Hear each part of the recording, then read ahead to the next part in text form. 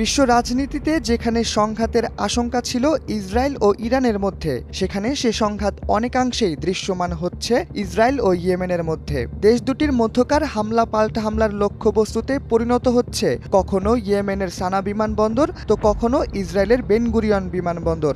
গেল কয়েক মাসে এই দুটি বিমানবন্দরেই কয়েকবার হামলার ঘটনা ঘটেছে।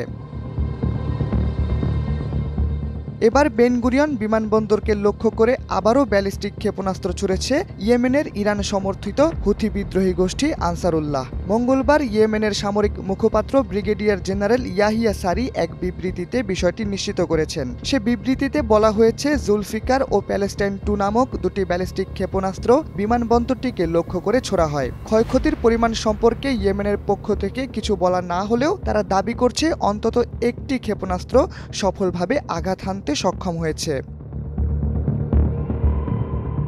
ইয়াহিয়া সারির সেই বিবৃতি থেকে আরও জানা গেছে, হামলাটি প্রতিহত করতে ইসরায়েল একেবারেই ব্যর্থ হয়েছে এবং হামলার পরপরই বেন গুরিয়ন বিমানবন্দরের বিমান ওঠানামার কাজ একেবারে বন্ধ করে দেওয়া হয়। পাশাপাশি ইয়েমেন থেকেও কোনো বিমানকে ইসরায়েলের উদ্দেশ্যে ছেড়ে যেতে নিষেধ করা হয়। আন্তর্জাতিক কয়েকটি গণমাধ্যম সূত্র থেকে জানা গেছে, হামলার ফলে তেল আবিব ও আশেপাশের এলাকায় বিমান চলাচল ব্যাহত হয়েছে।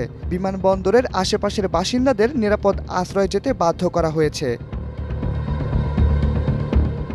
এদিকে ইয়েমেনের সশস্ত্র বাহিনীর পক্ষ থেকে জানিয়ে দেওয়া হয়েছে, গাজায় ইসরায়েলের চলমান আগ্রাসন যদি বন্ধ না হয় এবং আন্তর্জাতিক সাহায্যের ওপর থেকে অবরোধ যদি তুলে না নেওয়া হয়, তাহলে এরকম হামলা আরও চলমান থাকবে। তবে অনেকেই ইয়েমেনের এবারের হামলাকে পাল্টা হামলা হিসেবে দেখছেন, কারণ এ হামলার কয়েক ঘন্টা আগে ইয়েমেনের হোদেইদা বন্দরের কাছে হামলা চালিয়েছিল ইসরায়েল। জায়গাটি অস্ত্র পরিবহনের ঘাঁটি হিসেবে ব্যবহৃত হতো।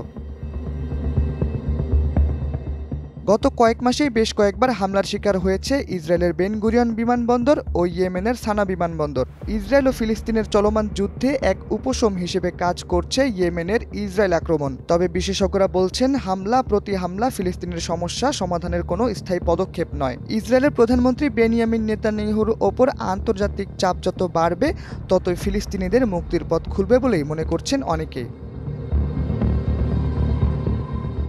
শাহরিয়ার আহমেদ, সময়ের আলো।